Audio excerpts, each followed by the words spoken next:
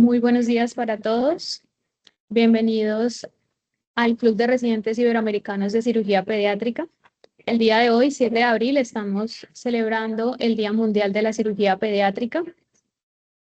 Entonces queremos enviar un saludo a todos los cirujanos, residentes y fellows que estén conectados.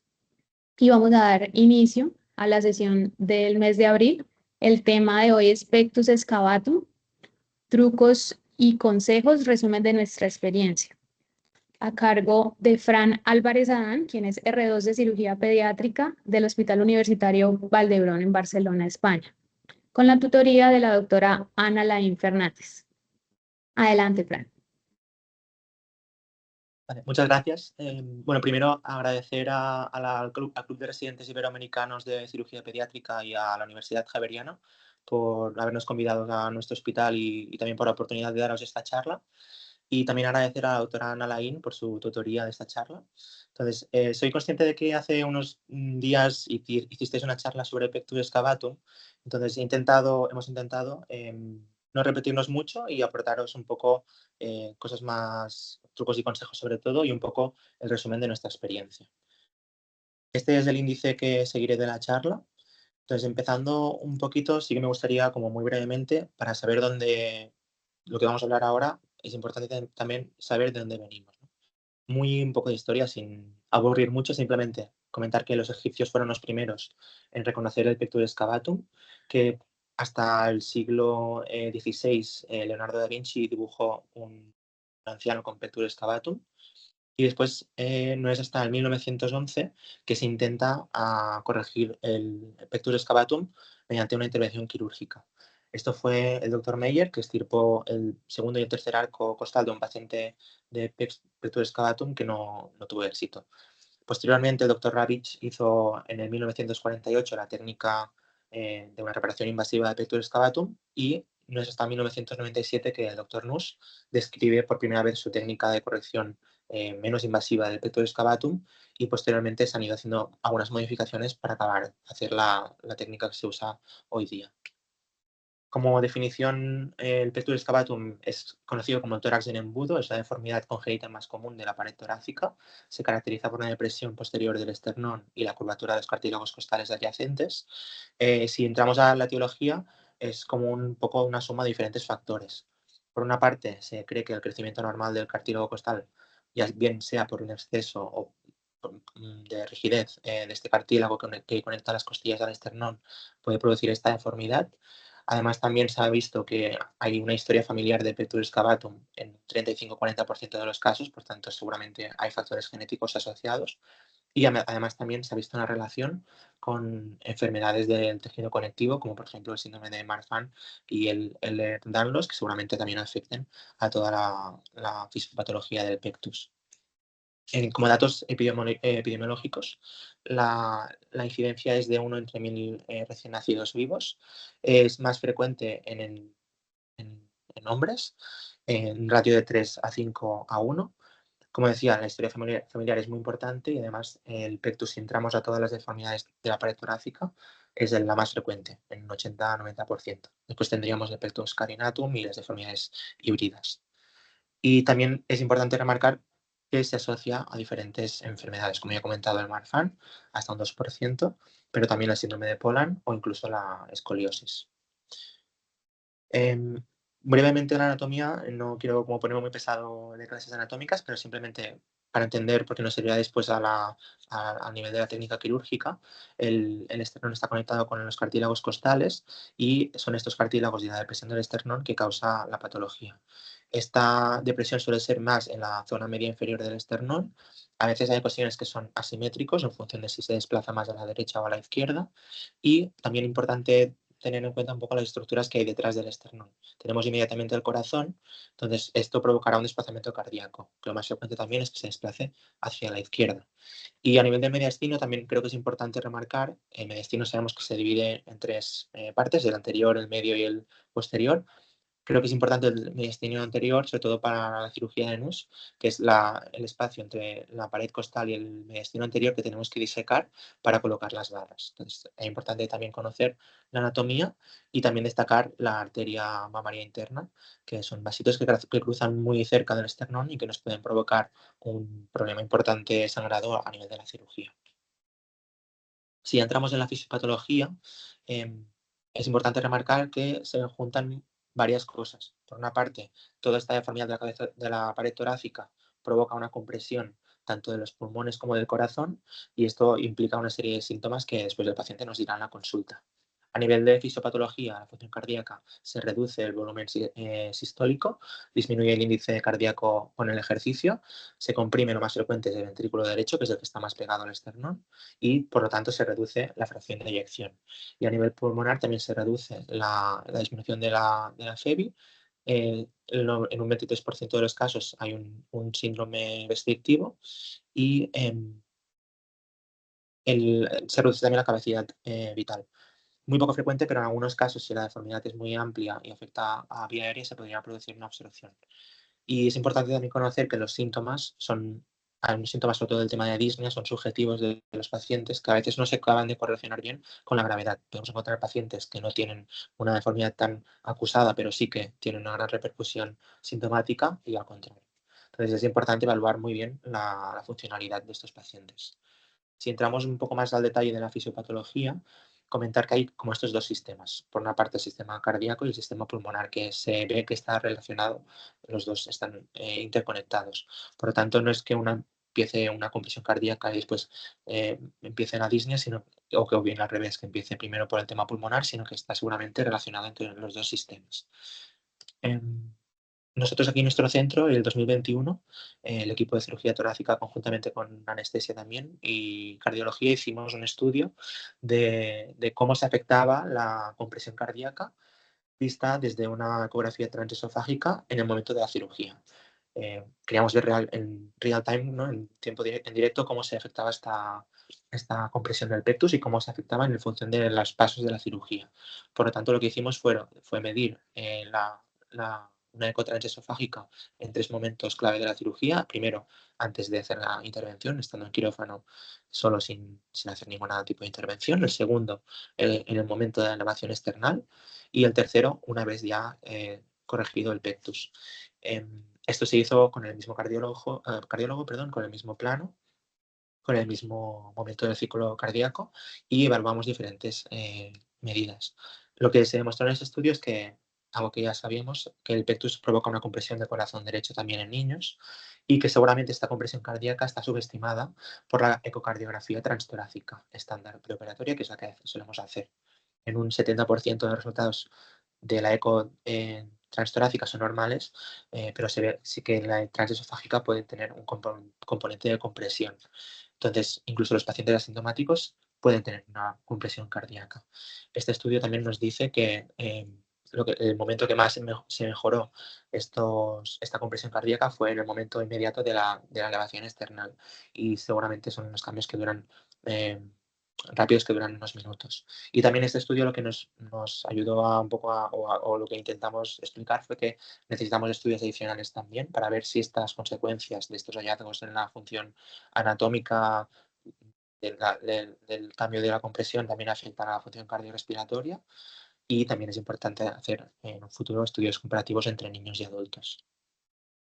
Si entramos en la clínica y en la elaboración de la consulta, cuando nos viene un paciente con pectus excavatum, tenemos que tener en cuenta una serie de inputs que tenemos que reconocer. Os he puesto un poco una lista como de checklist para el tema de la consulta.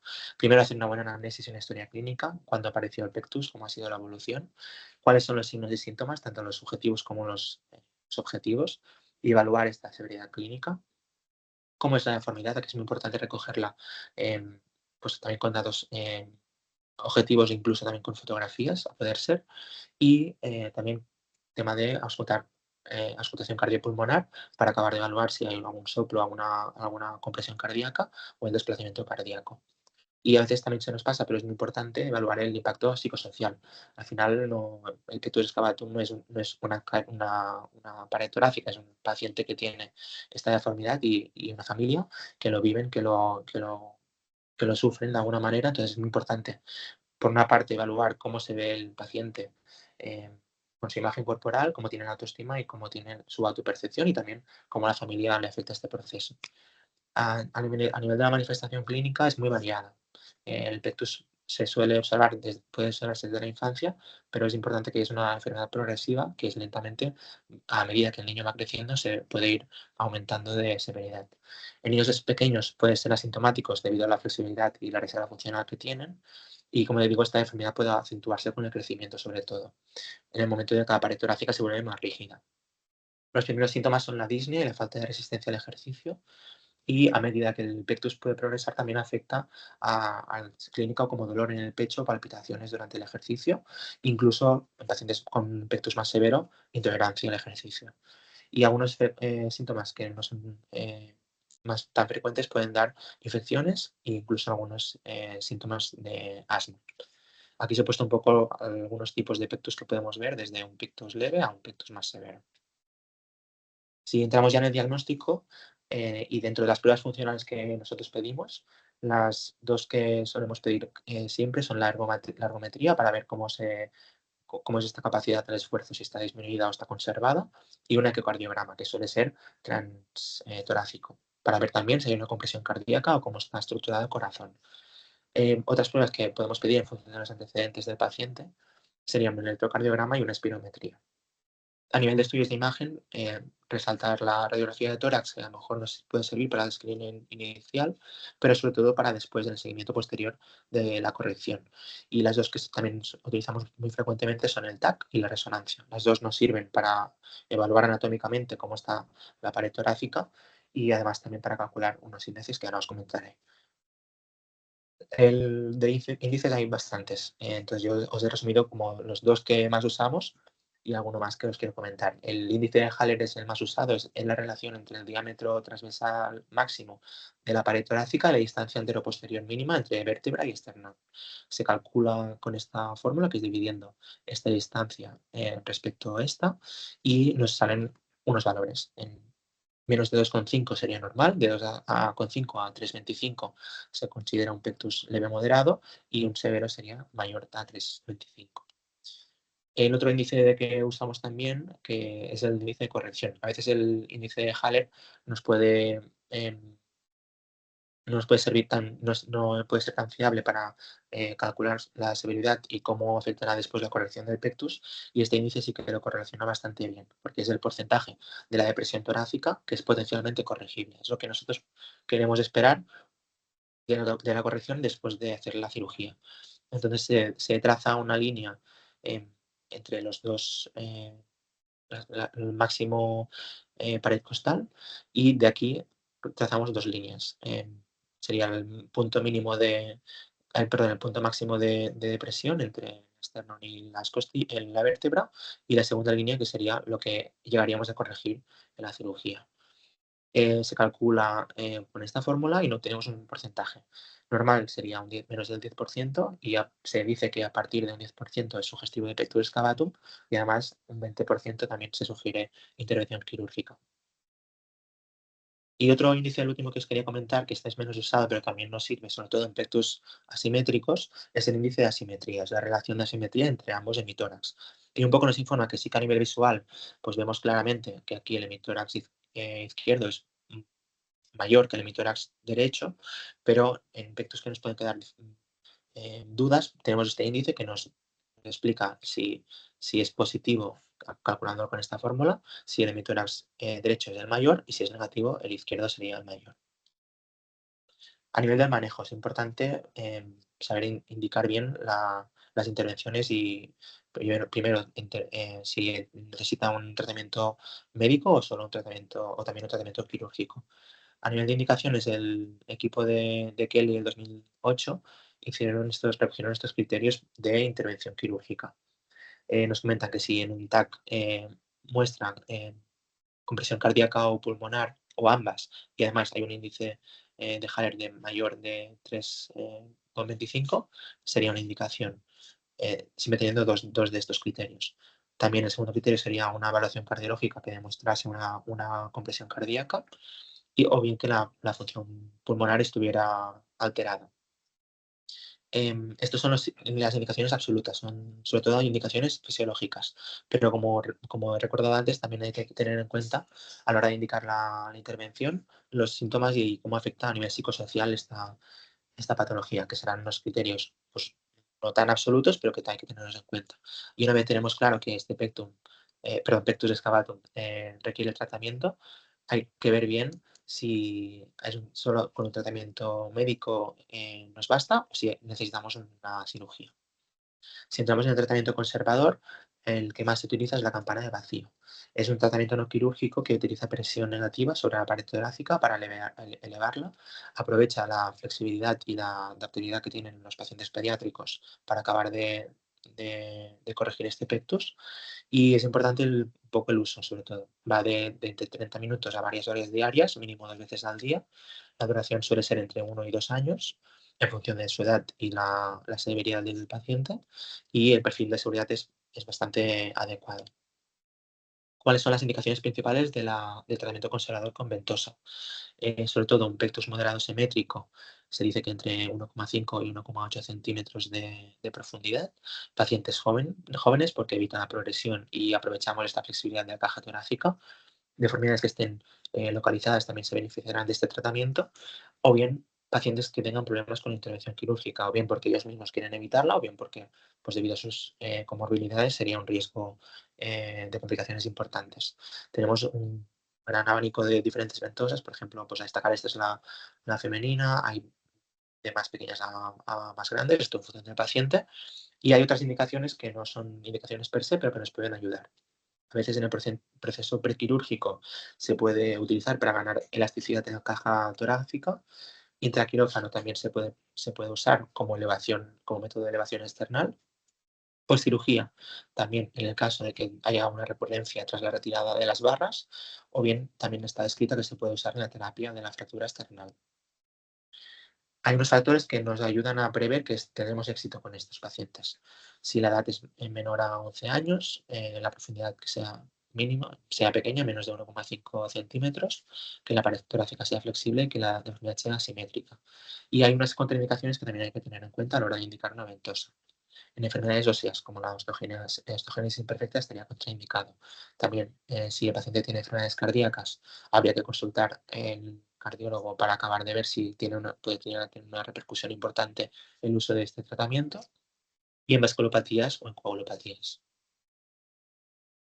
A nivel de resultados, entre un 20 y un 35% tiene una buena corrección, pero siempre va asociado a un buen uso y a un uso un poco intensivo de la ventosa durante más de 12 meses y al menos durante 4 horas al día. Por lo que se ha visto que hay un 60-80% que tienen una respuesta moderada al tratamiento. Y no son desdeñables las complicaciones, hasta menos un 5% pueden tener complicaciones, que sobre todo son pues, a nivel de la cutáneo, de algunas lesiones cutáneas que suelen resolverse cuando se para el uso de la ventosa. ¿Cómo se hace el seguimiento? ¿Cómo lo hacemos aquí nosotros? Inicialmente tenemos que aplicar una presión progresiva, sentir que el pecho se eleva sin dolor. Hay que tener un aumento gradual del tiempo de aplicación. No podemos pretender empezar a usarlo 5 o 6 horas diarias porque habrá seguro un fracaso. Y hay que ir haciendo un seguimiento de los pacientes cada 4 meses. Evaluar muy bien cuál es la aplicación y cuántas horas al día lo usa. Valorar si se puede aplicar también en horas nocturnas y los efectos secundarios recogerlos también, sobre todo de dolor y lesiones en la piel. En el caso de cuál es la duración del tratamiento, se recomienda que sea de 1 a 2 años, dependiendo de la edad, de la gravedad y de las horas del uso diarias. Y hay que hacer un seguimiento posterior al tratamiento para evitar que haya una recidiva o que pues, se haya podido corregir bien el pectus. La corrección completa se debe valorar la suspensión de la ventosa en el caso de que la distancia al punto más profundo es inferior a 5 milímetros, o bien el paciente o sus padres o bien nosotros consideramos que el resultado es estéticamente satisfactorio. Y es muy importante tener en cuenta que lo más importante del tratamiento de la ventosa es el cumplimiento. Por lo tanto, es importante primero evaluar a un paciente y una familia que estén de acuerdo y que estén implicados 100% en todo el proceso.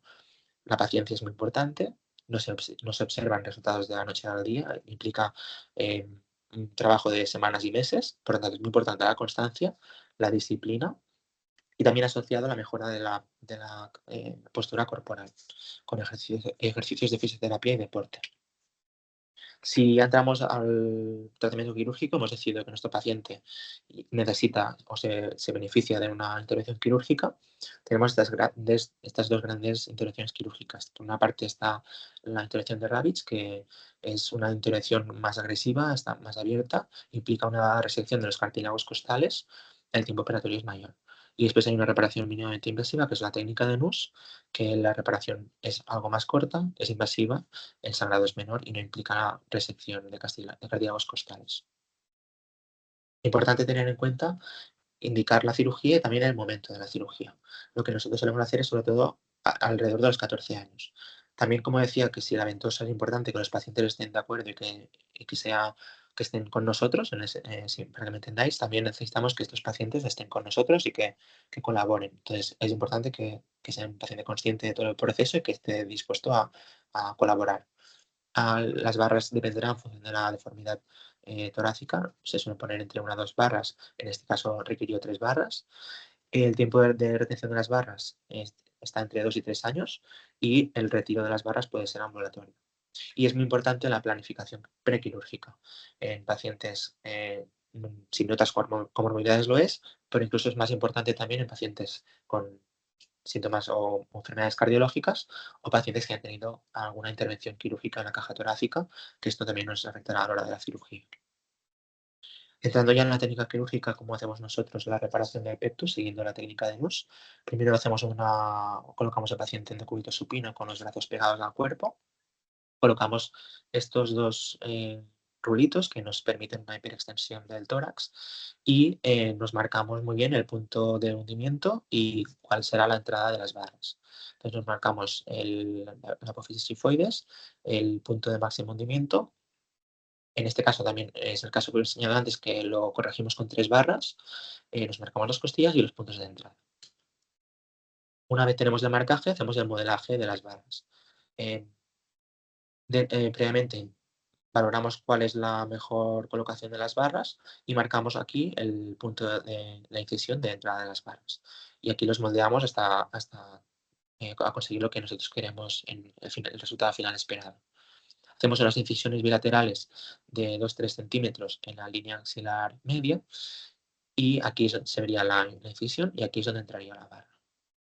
Primero nosotros hacemos una toracoscopia derecha em, para ver primero explorar toda la cavidad torácica y después hacemos una elevación external. Nosotros usamos este punto de anclaje que lo que hacemos son 2 puntos en la cortical del esternón y usamos un elevador external que de esta manera, mediante visualización directa, una vez hemos puesto estos 2 anclajes, usamos este mecanismo de elevador external y en la toracoscopia lo que vemos es, haciendo esta elevación progresiva y lenta, cómo se va elevando el mediastino, el esternón, perdón, y nos permite ver el mediastino anterior para crear el plan, ¿vale? Que es lo que se ve en este vídeo, que se va viendo como poco a poco, progresivamente, sin forzar y lentamente, y viendo también conjuntamente con anestesia cómo tolera el paciente esta elevación, pues conseguimos ver la ventana que nos permitiría trabajar después.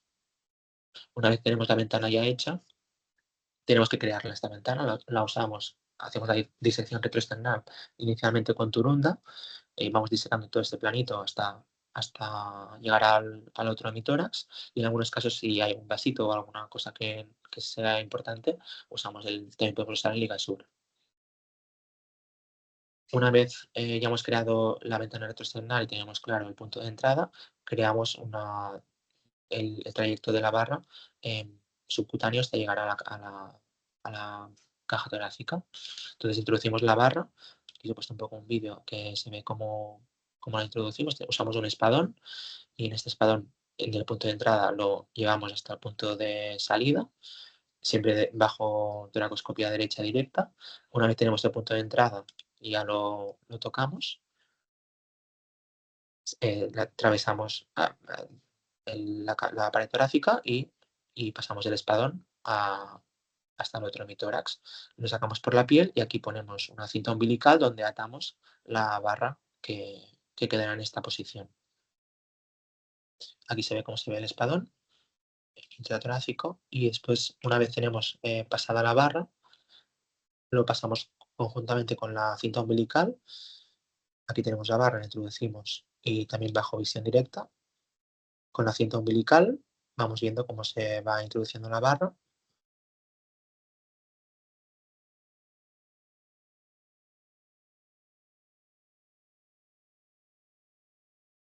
Y la pasamos hasta el otro hemitórax. Una vez las tenemos ya pasadas, con los flippers lo que hacemos es girarlo 180 grados y quedará en la posición que deseamos. Y aquí se ve cómo la giramos. Una vez hemos colocado las barras que necesitaba el paciente, en este caso antes de girar, y este es una vez ya lo hemos girado 180 grados, tenemos que estabilizarlas. Nosotros usamos estos puentes y estas tuercas y estos puentes también en T, que los fijamos a las barras. En este caso, como había tres barras, hay que fijarlo en las tres barras.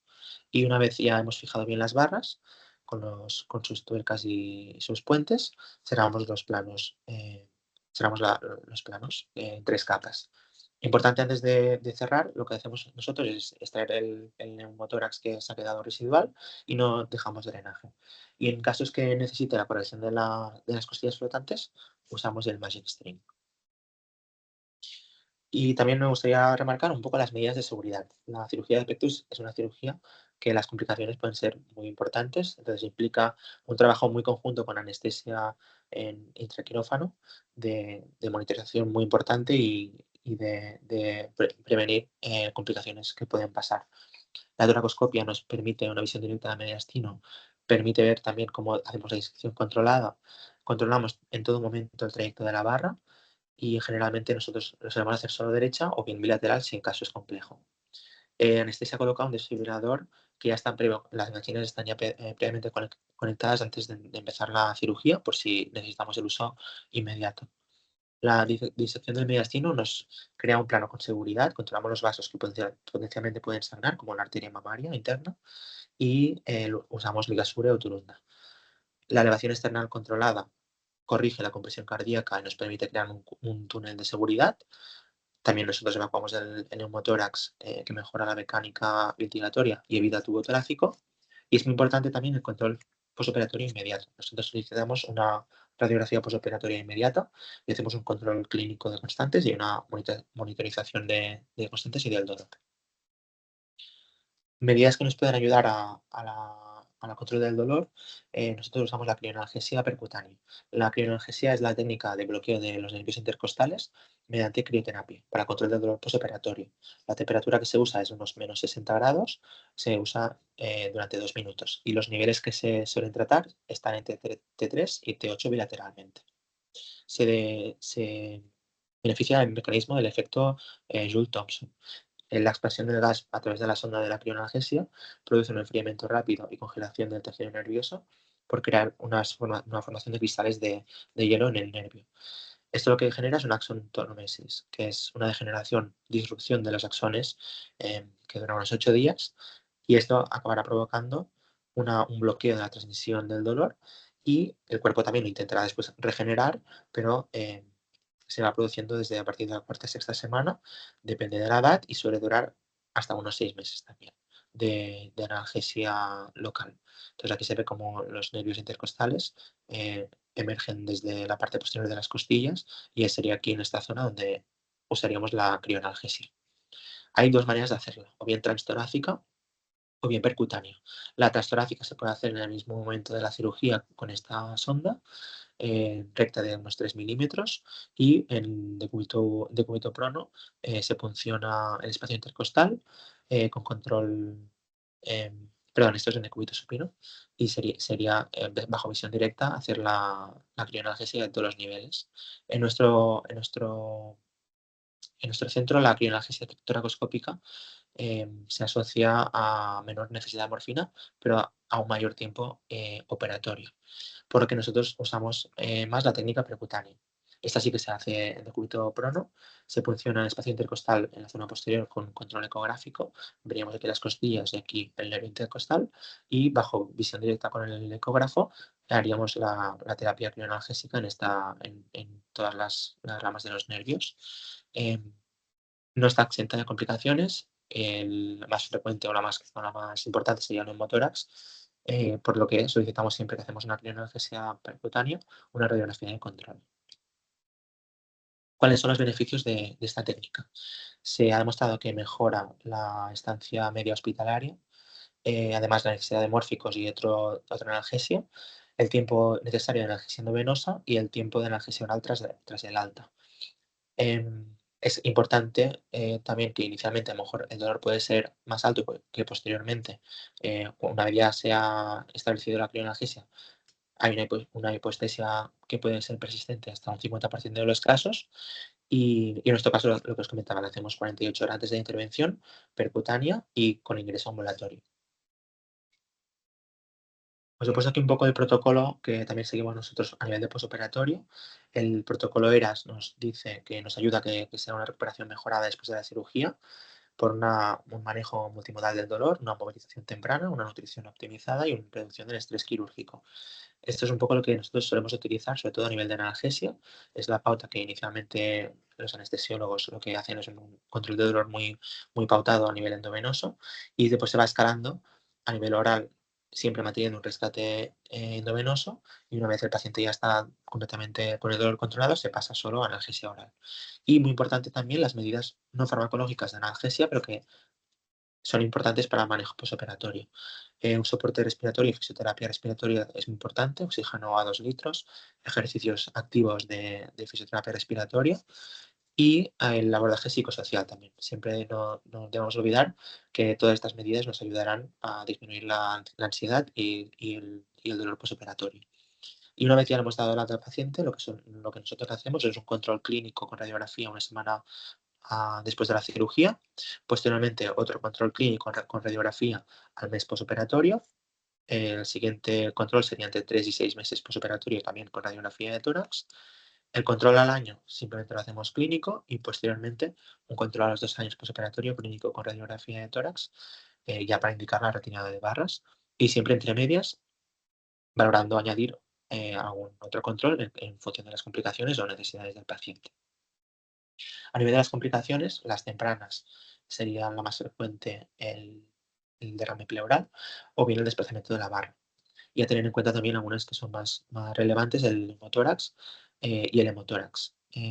Algunas se puede producir también infección de la herida quirúrgica y hay algunos factores de riesgo que pueden provocar más complicaciones, como la edad avanzada, múltiples barras, la rigidez de la caja torácica, mayor complejidad del caso, reintervenciones, asimetrías, dificultades técnicas o adhesiones previas.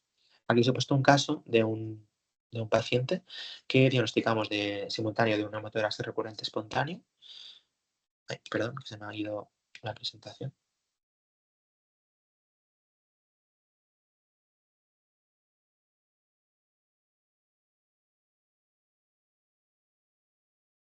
Bueno, es un caso que tenía tanto el diagnóstico de neumotórax recurrente espontáneo, bullas y pectus excavatum. Entonces, lo que hicimos en la misma cirugía fue la corrección del pectus y se resecó una bulla que le causaba el neumotórax.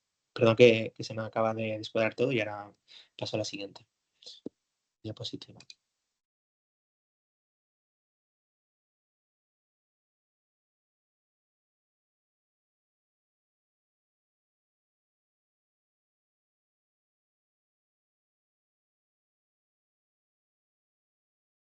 Os voy explicando, perdón, de mientras, que una de las complicaciones también más importantes a tener en cuenta es el neumotórax bilateral, el buffalo chest.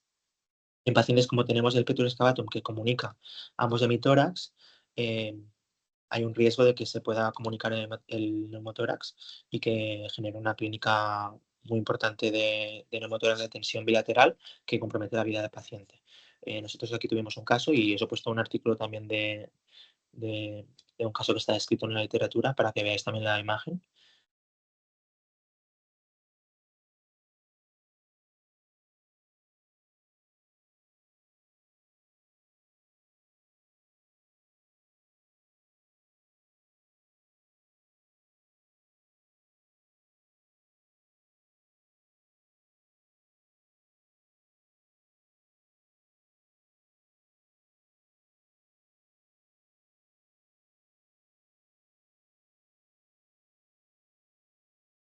Perdonadme, es que si lo saco y lo vuelvo a entrar, creo que me salto otra vez a la diapositiva principal y, y quiero entrar directo.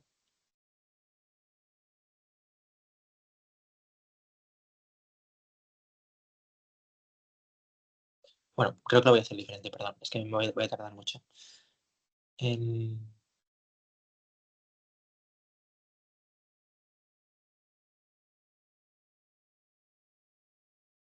vale, aquí os ponía el caso del Buffalo Chest con esta corrección de pectus que posteriormente presentó un neumotórax bilateral, que se puede ver el neumotórax de tensión bilateral con la compresión pulmonar y que se hizo la resección de las bullas posterior.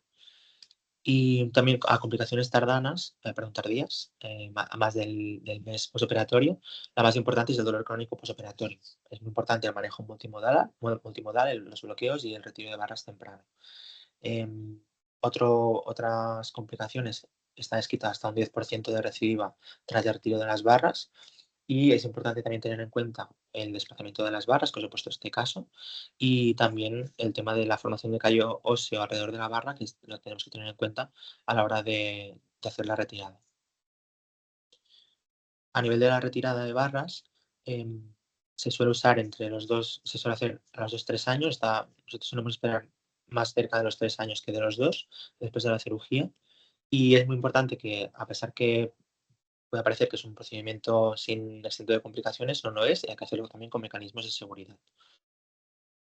Os presento aquí muy brevemente un pequeño estudio que hemos hecho, hemos revisado este año. Hemos revisado nuestra serie de pacientes, 105 pacientes del periodo del 2011 al 2022, que un 80% eran hombres, la edad media es de 14,8 y hasta un 7% tienen conectivopatías, como el síndrome de Marfan o el Ehlers-Danlos. El índice de Haller medio es de 5,8 y el índice de corrección era de 42. En esos pacientes, más del 76%, la corrección fue con más de una barra. Estas son un poco las dadas demográficas del estudio y lo que nosotros queríamos ver es cuáles eran las tasas de recidiva y un poco los factores asociados a esta tasa de recidivas.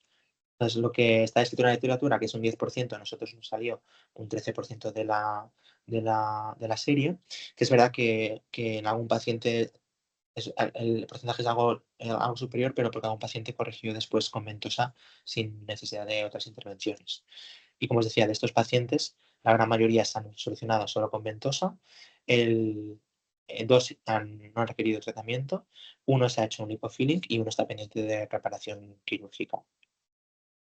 Y intentando evaluar un poco los factores de riesgo de recidiva, los que nos han salido estadísticamente significativos son la corrección en edad temprana. En un 8,6% fueron pacientes de menores de 12 años. También las conectivopatías es un factor de riesgo significativo. El riesgo de recurrencia es mayor en pacientes con conectivopatías y los pacientes con una sola barra también se ha visto que puede estar asociado. Es verdad que esto de solo una barra hay que acabar de verlo, podemos tener un sesgo porque inicialmente el inicio de la serie lo hacíamos con una barra y posteriormente ya empezamos a usar más de una barra. Y también es el tiempo hasta retirada de material, también nos ha salido, que es una tendencia estadística, hacia un mayor riesgo de recidiva, sobre todo la retirada de material antes de los 2,5 años. Ya para ir acabando, un poco los avances recientes en la cirugía del pectus. Las barras de titanio, hay menor riesgo de infección y una mejor biocompatibilidad.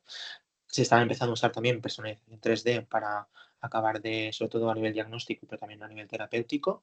Los protocolos ERAS cada vez están mejor para disminuir la estancia hospitalaria y también algunos dispositivos wearables que permiten un monitoreo posoperatorio continuo.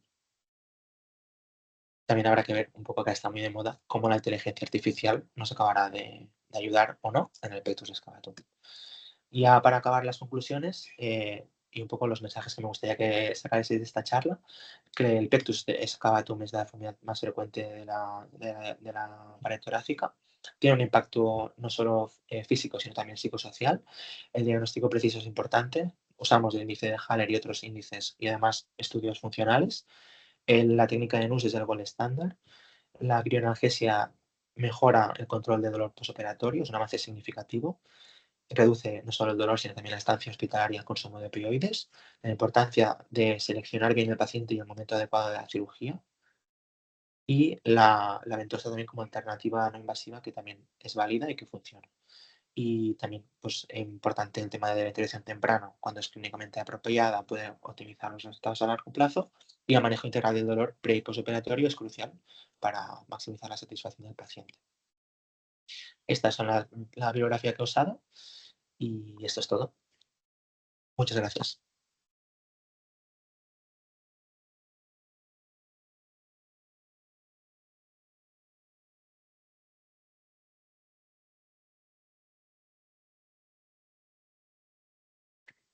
Muchas gracias, Fran, por una excelente presentación.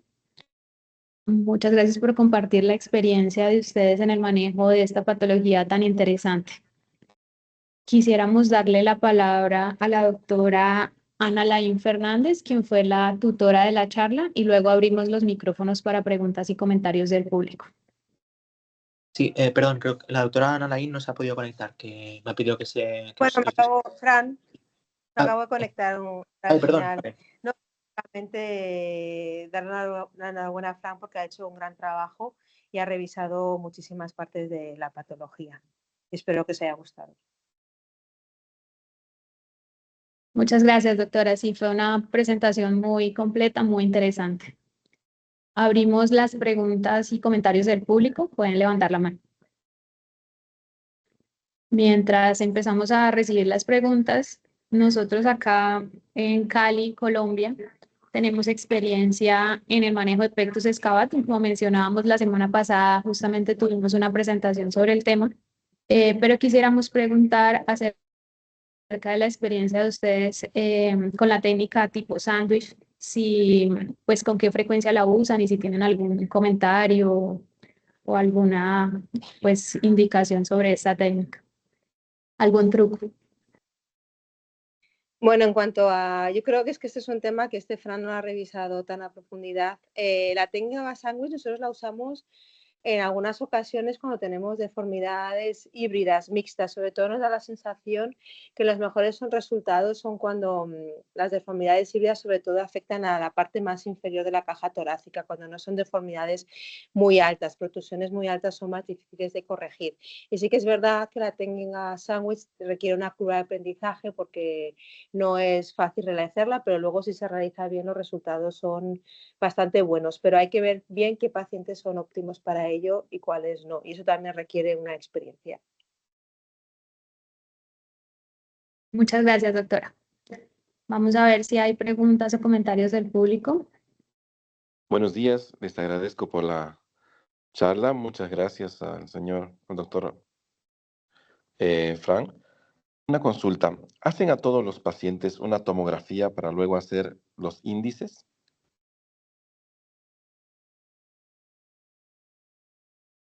Sí, hacemos una prueba de imagen. En la que también usamos es la resonancia magnética, que no solo nos permite calcular los índices, sino también cómo es la compresión cardíaca y cómo afecta la funcionalidad cardíaca. Habitualmente usamos o bien el TAC o bien la resonancia. Y los índices lo calculamos siempre desde estas pruebas de imagen.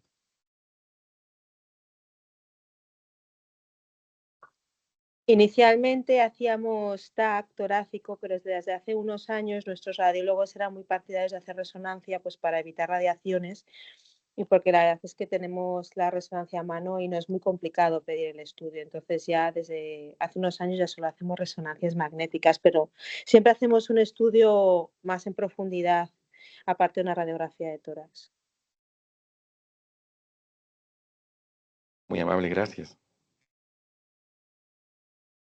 Buenos días, desde Cali, Colombia, los felicitamos por la charla y teníamos una inquietud principalmente, sé que Fran mostró cómo era el manejo del protocolo postoperatorio, pero también queríamos saber si hay algún protocolo de pronto preoperatorio, algunas valoraciones diferentes antes por psicología, fisioterapia, optimización del paciente antes de la cirugía.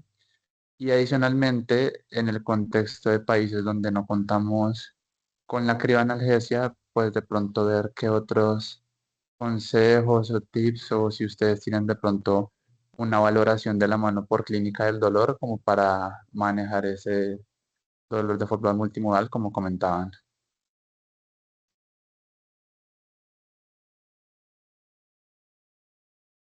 Sí, a nivel del manejo prequirúrgico, todos los pacientes reciben una sesión de fisioterapia y una evaluación por su parte también, porque la fisioterapia y la rehabilitación, que es verdad que no he comentado nada en la charla, pero en nuestro centro también es muy importante el tema de la rehabilitación prequirúrgica y también posquirúrgica. Entonces, todos los pacientes reciben una evaluación por el fisioterapeuta y también siguen después unas indicaciones de unos ejercicios de fisioterapia respiratoria que deben seguir en casa, que también se ha demostrado que mejoran el posoperatorio y el control también del dolor. Y a nivel de la crioanalgésica, la verdad es que se me escapa. A nivel, como ha dicho Fran, todos nuestros pacientes hacemos mucho hincapié en la rehabilitación porque creemos que es clave, incluso empezarla después de la cirugía ayuda muchísimo a la recuperación. Entonces sí que es verdad que nosotros, a pesar de hacer la crioanalgesia, no conseguimos tener unas estancias hospitalarias como algunos centros que tienen altas a las 24, 48 horas, pero independientemente yo creo que también es porque nosotros tenemos los pacientes que nunca se van a casa con ningún tipo de opioide y solo se van con analgésicos sin más. Yo creo que lo fundamental para que se recuperen bien es que en el postoperatorio inmediato tengan un buen control del dolor, porque si no está controlado bien inicialmente, luego cuesta mucho controlarlo, que a veces pues esto hay centros que hacen epidurales, otros ponen otro tipo de catéteres, incluso hay algunas catéteres para hacer anestesias a nivel pleural, ¿no? Intrapleurales, esto hay diferentes regímenes y yo creo que cada uno tiene que ver con los anestesistas cuáles son como los más apropiados. Y independiente, pues sobre todo es que empiecen pronto la rehabilitación, que haya un buen control analgésico inicial y luego que se vayan con un buen tratamiento analgésico a casa, que sea protocolario para intentar que no tengan episodios de gran dolor y luego retirarlo poco a poco. Y siempre asociarlo, súper importante, a una buena protección gástrica por los analgésicos, porque hay casos en la literatura descritos en niños que se han muerto desangrados por ulcus gástricos por tratamiento analgésico tras la cirugía del pectus excavatum. Yo creo que cada centro tiene que juntarse con los anestesistas y buscar, y los rehabilitadores, y buscar pues el tratamiento óptimo.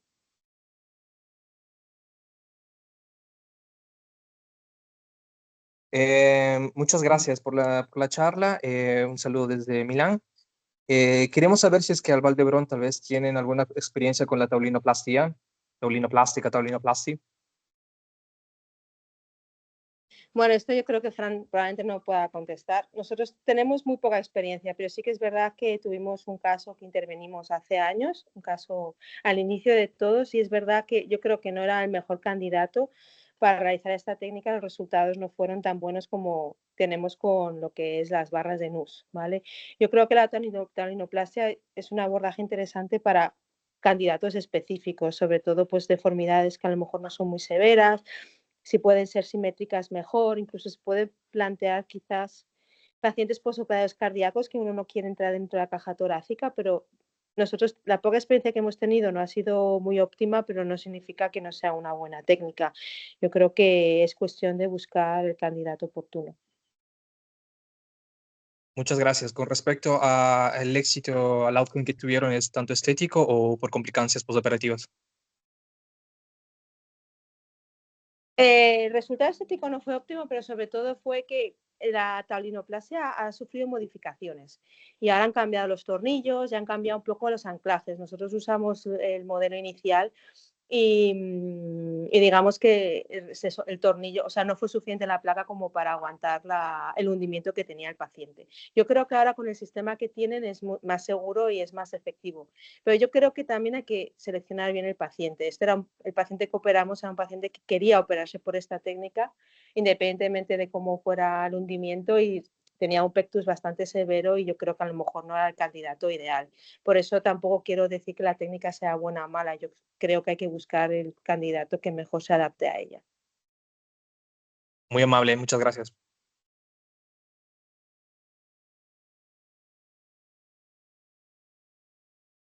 Creo que no se escuchó. Le había dado la palabra a la doctora Ana María, que tenía levantada la mano.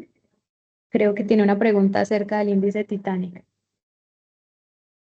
Hola, buenos días, muchas gracias. Sí, también hablo desde Colombia y muchas gracias por la charla. Muy bueno pues, el resumen. No pude estar en toda la charla. Una cosa que iba a mencionar respecto a la pregunta del doctor que acabo de hablar es que en el Hospital de la Misericordia tuvimos algo de experiencia con la taulinoplastia. Desafortunadamente tuvimos 2 o 3 casos de rechazo del material. Fue el motivo por el que dejamos de utilizar esa técnica. em, Porque más que, digamos, que temas de la técnica, parecía que era algo intrínseco del material con el que estaban hechas esas barras. Eh, y sí, quería saber si de pronto ustedes estaban utilizando o calculando también en España el índice de Titanic como para el tema de la longitud y pues lo que dice el artículo que es para la selección como del número de barras a utilizar. Gracias. Nosotros de inicio, a ver, sí que siempre valoramos la morfología del esternón cuando planteamos la cirugía. No calculamos siempre el índice de Titanic, pero sí que es verdad que es algo que tenemos en mente, sobre todo cuando valoramos bien la morfología, porque si tú ya ves que el esternón casi todo está hundido, ya prevés que probablemente necesites más de 2 barras, ¿no? O 3 implantes. Si ves que el esternón se mantiene todo elevado y justamente acaba al final, pues puedes calcular. No lo calculamos en sí, pero valoramos bien la morfología del esternón en el corte sagital para valorar cuántas barras necesita el paciente. Muchísimas gracias.